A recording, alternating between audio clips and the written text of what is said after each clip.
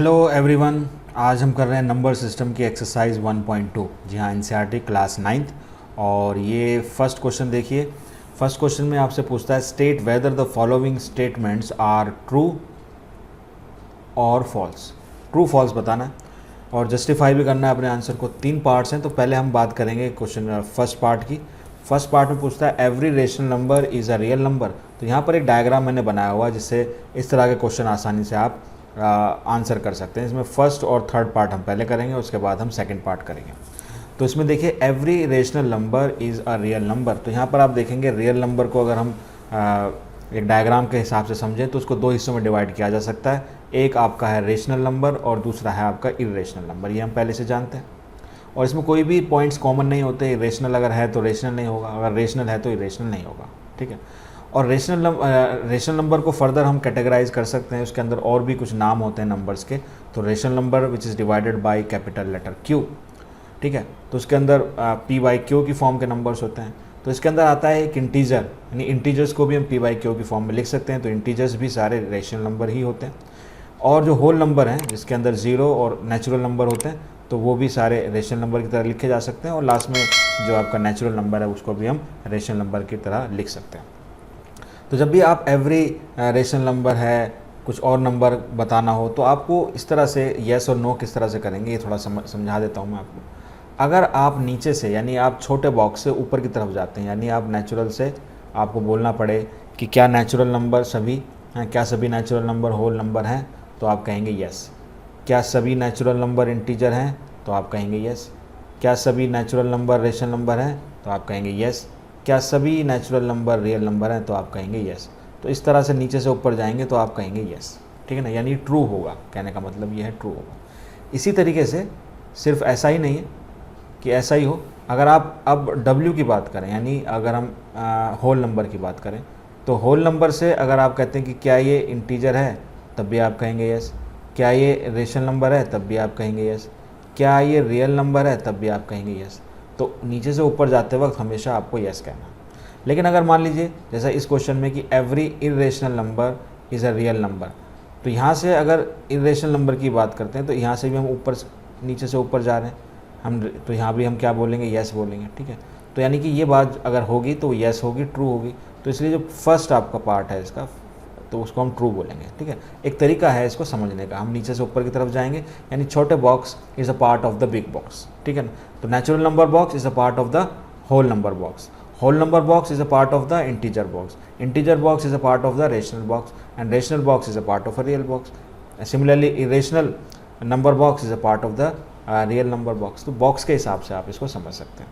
लेकिन अगर ऊपर से नीचे की तरफ आना हो तो आप बोलेंगे नो, यानी वो नहीं होगा। अगर ऐसा है तो उसको फॉल्स का माना जाएगा। जैसे थर्ड आप देंगे every real number is an irrational number. अब इसको उल्टा कह रहा है कि एवरी रियल नंबर क्या वो इरेशनल, यानी ऊपर से नीचे। रियल नंबर का बॉक्स बड़ा है, इरेशनल नंबर का बॉक्स छोटा है, तो बड़ा बॉक्स छोटे बॉक्स में नहीं आ सकता। तो ये बात क्या हो जाएगी, ये हो जाएगी आपकी फॉल्स। तो इस तरीके से डायग्राम से आप जैसे तरीका बताया तो बहुत सारे क्वेश्चंस बनेंगे, आप सभी का आंसर कर सकते हैं। हमारा एग्जाम्पल भी देखें बुक में, जितने भी इस तरह के एग्जाम्पल हैं आप इस बॉक्स से समझेंगे तो आसानी से सॉल्व हो जाएंगे। तो बहुत सिंपल सा है कि छोटा box can be a part of the big box but big box can not be a part of the small box. ठीक है। तो इस तरह से डायग्राम से हम सारे आंसर करेंगे। अब हम बात करते हैं इसके सेकेंड पार्ट की, which is very interesting part है। इसके अंदर पढ़ लीजिए पहले क्वेश्चन में कहता है कि every point on the number line is of the form of under root M where M is a natural number. तो यहाँ पर नंबर लाइन की बात हो रही है, तो पहले मैं नंबर लाइन ड्रॉ कर देता हूँ यहाँ पर, तो फिर समझते हैं इस बात को। पहले मान लीजिए ये नंबर लाइन है, एक रफली ड्रॉ कर लेते हैं नंबर लाइन। ये एक नंबर लाइन ले ली हमने। ठीक है। इसके अंदर ये ज़ीरो हो गया इधर, और इधर आपका हो गया नंबर इंटीजर, ये नेचुरल नंबर हो गए 1 2 3 इस तरह से 4। ठीक है। लेफ़्ट साइड में जाएंगे तो आप नेगेटिव नंबर आएंगे, -1 -2 है ना, -3 -4 एंड सो ऑन, इस तरह से चलेंगे। अब ये कह रहा है कि every point on the number line is of the form of under root M. क्या इन सभी नंबर्स को हम अंडर रूट एम की फॉर्म में रिप्रेजेंट कर सकते हैं? सभी नंबर के अंडर रूट की फॉर्म में रिप्रेजेंट किया जा सकते हैं जहाँ पर एम जो हो वो नेचुरल नंबर हो। तो चलिए देखते हैं। जैसे 1 की बात मैं थोड़ी एक स्टेप वाइज समझाता हूँ जैसे 1 है, क्या 1 को हम अंडर रूट की फॉर्म में रिप्रेजेंट कर सकते हैं? ये अगर पूछा जाए तो कैसे करेंगे? कर सकते हैं, यस कर सकते हैं, इसको कर सकते हैं। तो मैं समझाऊंगा क्या नहीं कर सकते। तो मैं इसको अगर अंडर रूट 1 लिख लूँगा, और अंडर रूट के अंदर क्या नेचुरल नंबर होना चाहिए, हमेशा याद रखेंगे कि अंडर रूट के अंदर हमेशा नेचुरल नंबर आता है, ठीक है। तो ये पॉइंट्स बहुत ही इंपॉर्टेंट है। अंडर रूट के अंदर कौन बैठा होता है? अंडर रूट के अंदर बैठा होता है आपका नेचुरल नंबर, ठीक है। कभी भी इसके अंदर नेगेटिव नंबर नहीं आना चाहिए, ठीक है। तो ये हो गया। 2 को भी अगर रिप्रेजेंट करना चाहूँ मैं तो रिप्रेजेंट कर सकता हूँ, इसको मैं रिप्रेजेंट कर सकता हूँ अंडर रूट 4, ठीक है ना। यहाँ पर भी वैलिड है अंडर रूट एम की जगह मैंने ले लिया 4, पॉसिबल है। इस तरीके से 3 को रिप्रेजेंट किया जा सकता है अंडर रूट 9 से, 4 को रिप्रेजेंट किया जा सकता है अंडर रूट 16 से। तो यहाँ तो सब कुछ सही समझ में आ रहा है, ठीक है ना। ये पॉइंट तो है नहीं, 1 रिप्रेजेंट किया जा सकता है, 2 किया जा सकता है, 3 भी किया जा सकता है, 4 भी, एंड सो ऑन। सारे number on the right side can be represented by under root M, where M is a natural number. लेकिन क्या मैं 0 को रिप्रेजेंट कर सकता हूँ? अगर मैं अंडर रूट के अंदर कुछ लिखना चाहूँ, क्या मैं ऐसा कौन सा नेचुरल नंबर लिखूँ अंडर रूट के अंदर कि उसका आंसर 0 आ जाए? तो मेरे पास कोई भी ऐसा नंबर नहीं है, क्योंकि मेरे नेचुरल नंबर स्टार्टेड फ्रॉम 1, तो 1 के बाद कोई भी नंबर रख लूँगा 0 आ ही नहीं सकता, ठीक है। अगर मैं इसको 0 ही रखूँगा तो 0 पॉसिबिलिटी नहीं है, क्योंकि m क्या हो सकता है? m सिर्फ नेचुरल नंबर हो सकता है। सो दिस नॉट अलाउड, ये अलाउड ही नहीं है। तो एक तो नंबर आपको ये मिल ही गया भाई, आप 0 को ही रिप्रेजेंट नहीं कर सकते अंडर रूट m की फॉर्म में, जहाँ पर m नेचुरल नंबर हो, ठीक है ना। तो 0 से लेकर लेफ्ट साइड के किसी भी नंबर को आप रिप्रेजेंट ही नहीं कर सकते, ठीक है। क्योंकि अगर आप इसको नंबर नेगेटिव नंबर शो करना चाहेंगे तो क्या लेंगे आप अंदर कोई नेगेटिव नंबर लेंगे, ठीक है ना, कोई नेगेटिव नंबर लेंगे, नेगेटिव नंबर।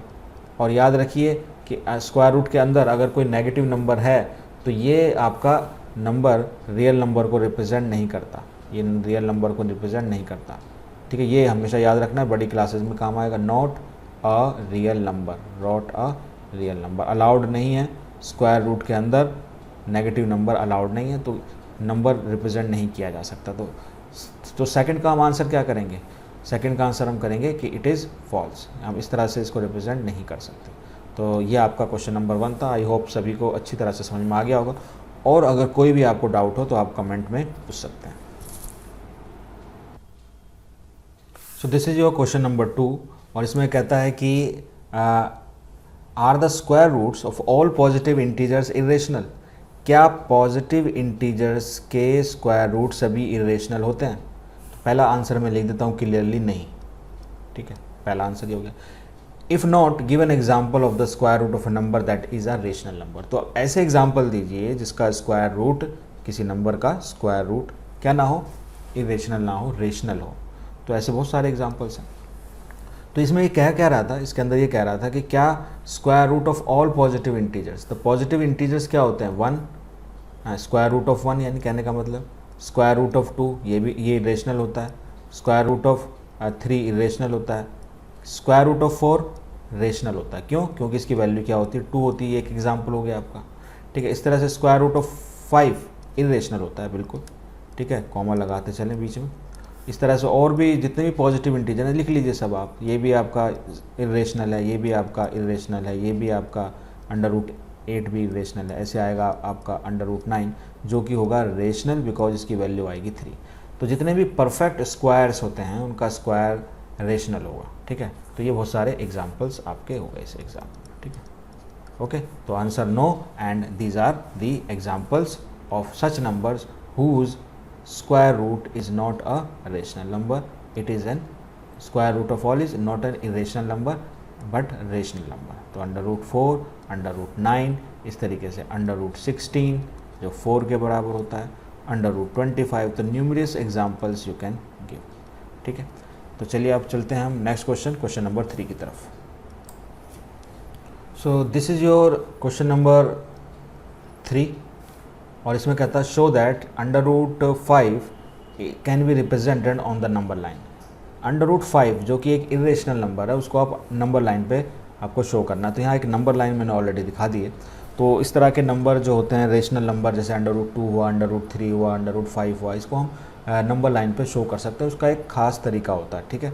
तो कैसे करेंगे देखिए, आप नंबर लाइन आपने ले ली और हम स्टार्ट करेंगे 0 से, यानी कि O से, ओरिजिन से, यहाँ से मान के चलेंगे, और आप 1 यूनिट लेंगे, यानी 0 से लेकर 1 तक आप लेंगे। तो हम इसको कुछ मार्किंग दे देते हैं। मान लीजिए जो 0 है इसका स्टार्टिंग पॉइंट है, उसको हमने बोल दिया ओ तो है ही है, चलो उसको ओ लिखते हैं। और ये जो पॉइंट है आपका जैसे यहाँ पर 1 है, इसको ले लेते हैं पॉइंट पी, ठीक है। अब हाँ पॉइंट पी पर हमको एक ड्रॉ करना है परपेंडिकुलर, तो आप प्रोटेक्टर यूज़ कर सकते हैं प्रोटेक्टर की हेल्प से। तो मैं अभी यहाँ रफली कर रहा हूँ, तो आप प्रोटेक्टर का यूज़ करें और यहाँ पर एक 90 डिग्री बनती हुई लाइन ड्रॉ कर दें। तो मैं थोड़ा सा हेल्प ले लेता हूँ ड्राइंग की यहाँ पर, तो एक लाइन ले लेते हैं, चलिए इस तरह से। तो मैं कोशिश करता हूँ एक परपेंडिकुलर लाइन ड्रॉ करने की, तो ये मान लीजिए परपेंडिकुलर लाइन होगी, ठीक है। ऐसा करना है। उसके बाद आप 1 यूनिट फिर लेंगे और 1 यूनिट पर यहाँ पर एक मार्क लगा देंगे इस परपेंडिकुलर लाइन पर, जो कि एक परपेंडिकुलर है। यहाँ पर क्या करेंगे, 1 अच्छा 0 से लेकर 0 पर लेना चाहिए था हमको। एक मिनट दोबारा से ले लेते हैं। तो लाइन हमें लेनी है 0 पी पर एक परपेंडिकुलर ड्रॉ करना है। तो चलिए ये यहाँ पर हो गया परपेंडिकुलर, ठीक है। और इसको थोड़ा हटा देते हैं हम, इसको हटा देते हैं, ठीक है, ये हो गया, ठीक। तो ये जो है मान लिया हमने कि ये मान के लिए हमने एक परपेंडिकुलर ड्रॉ कर दिया। अब 0 से ओ से पी क्या 1 यूनिट है, तो हम क्या करेंगे 1 यूनिट का यहाँ पर मार्किंग लगा देंगे ऐसे, ठीक है। तो आप कंपास से इसको लगा सकते हैं। यहाँ से ओपन किया, रेडियस आपने यूनिट ले ली, तो ये भी क्या हो जाएगा 1 यूनिट हो जाएगा। इस पॉइंट को हम बोल देते हैं P1, इसको बोलते हैं P1। अब उसके बाद फिर आप स्केल लेंगे और स्केल लेकर आप O को P से ज्वाइन कर देंगे। तो आपने ज्वाइन कर दिया इस तरह से, ये हो गया ज्वाइन, ठीक है। ज्वाइन करने से बन जाएगा आपका एक राइट ट्रायंगल। इस राइट ट्रायंगल में क्योंकि हमारे पास 2 साइड होगी, दोनों की यूनिट कितनी होगी 1 1, तो जब आप इसको निकालेंगे बाय पाइथागोरस थ्योरम, तो यहाँ पर आप निकालेंगे OP1 which is the hypotenuse, तो वो हो जाएगा आपका पास OP square plus P1 whole square. तो दोनों की वैल्यू क्या 1 ही है, तो 1 का स्क्वायर प्लस 1 का स्क्वायर, तो ये हो जाएगा 2। तो जिससे कि OP1 की वैल्यू जो इसका हाइपोटेन्यूज है दैट इज़ इक्वल टू √2। तो ये जो वैल्यू होगी आपकी वो हो जाएगी √2, ठीक है। अब फिर एक काम ये करेंगे हम कि हम फिर एक परपेंडिकुलर ड्रॉ करेंगे और इस टाइम हम ड्रॉ करेंगे P1 पर। तो आप इसके लिए भी अगेन प्रोटेक्टर का यूज़ करेंगे। सपोज मैंने यहाँ पर एक ये परपेंडिकुलर ड्रॉ कर दिया, ठीक है। अब ये परपेंडिकुलर ड्रॉ है यानी कि ये एक 90 डिग्री का एंगल बना रहा है, ठीक है। और यहाँ पर आप 1 यूनिट फिर लेंगे जो आपने रेडियस लेकर रखी थी कंपास की, और ये पॉइंट आपका आ जाएगा P2, ठीक है। और फिर आप क्या करेंगे O को P2 से ज्वाइन कर देंगे, जैसे मैंने यहाँ पर ज्वाइन कर दिया। तो ये अगेन क्या होगा, आपका राइट ट्रायंगल होगा जिसके अंदर ये आपकी 1 यूनिट है, ये आपका √2 है। तो इसको जब आप अगेन पाइथागोरस थ्योरम लगाएंगे तो ये आ जाएगा आपका √3। ओके, अगेन आपको वही काम करना है कि आपको फिर एक परपेंडिकुलर ड्रॉ करना है, दिस टाइम ऑन OP2। तो ये आपकी मान लीजिए परपेंडिकुलर लाइन हो गई यहाँ पर, ठीक है। तो थोड़ा सा यहाँ कर देते हैं, ये हो गई परपेंडिकुलर लाइन। अब यहाँ पर आपको फिर 1 यूनिट मार्क करना है, तो ये मैंने मार्क कर दिया और ये मान लीजिए इस पॉइंट को लेता हूँ मैं P3, और फिर आप इस O को अगेन इसको आप P3 से ज्वाइन कर देंगे। तो ये क्योंकि अगेन ये क्या है, ये भी एक क्या है राइट ट्रायंगल है और ये कि 1 यूनिट है, ये √3 है। तो ये जो वैल्यू होगी वो आपका आ जाएगी √4, ठीक है। तो देखिए इसी पैटर्न में, इसी फैशन में आप आगे चलते रहेंगे। और फिर अब क्या करेंगे, P3 के ऊपर एक लाइन, एक परपेंडिकुलर ड्रॉ करेंगे OP3 के ऊपर। तो मैं ड्रॉ कर देता हूँ इस तरह से, मान लीजिए एक परपेंडिकुलर ड्रॉ हो गया, ठीक है।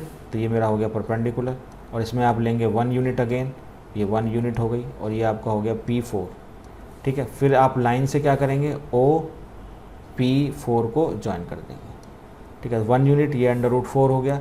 तो ये जो आपका OP4 आएगा ये आपका आ जाएगा √5। तो ये आपका इरेशनल नंबर है जिसकी लेंथ होगी आपकी OP4। तो आप कंपास से क्या करेंगे, कंपास लेंगे और OP4 के बराबर रेडियस लेंगे। तो रेडियस ले लेंगे आप, रेडियस हो जाएगी आपकी इज इक्वल टू OP4 के बराबर, और आप लेते हुए एक आर्क लगाएंगे, ठीक है ना। आर्क कैसे लगेगी, इस तरह से देखिए, आर्क आएगी, उसको ले जाएंगे आप नंबर लाइन के ऊपर। तो नंबर लाइन के ऊपर जहाँ भी आएगा ये √ जहाँ भी आएगा क्रॉस करेगा। ये मैं अंदाजे से ले रहा हूँ, ये वैल्यू आपकी जो √5 होगी वो कहीं भी जो भी उसकी वैल्यू होगी वो एग्जैक्ट वहीं पर मिलेगी, और जो पॉइंट वो कट करेगा नंबर लाइन के ऊपर वो आपका पॉइंट हो जाएगा √5, ठीक है। तो इस तरीके से देखेंगे आप। √2 भी हम रिप्रेजेंट कर सकते थे, जैसे आप देख रहे हो यहाँ पर OP1 √2 होगा, अगर आप इसका आर्क लगाएंगे तो यहाँ पर ये जो पॉइंट आएगा ये √2 का होगा। √3 का आर्क लगाएंगे तो ये जहाँ कट करेगा वो आपका √3 हो जाएगा। तो इस तरह से √2, √3, √5, √7, तो आप इसको कंप्लीट कर सकते हैं कि आपका स्क्वायर रूट स्पाइरल बन जाता है इस तरह से। तो ये एक तरीका है जिससे हम इरेशनल नंबर को नंबर लाइन के ऊपर रिप्रेजेंट कर सकते हैं। तो अगर ये वीडियो आपको पसंद आई हो तो इस वीडियो को आप शेयर ज़रूर करें और लाइक तो करें ही, और अगर आपने हमारा YouTube चैनल सब्सक्राइब नहीं किया है तो उसको सब्सक्राइब भी कर लें, क्योंकि इस तरह की और वीडियो भी आपको मिलती रहेंगी। और किस तरह से इस वीडियो को अगर और बेहतर बनाया जा सकता हो आप उसके अंदर सजेशन भी दे सकते हो, कमेंट भी करते रहिए इसलिए। तो thank you very much for watching.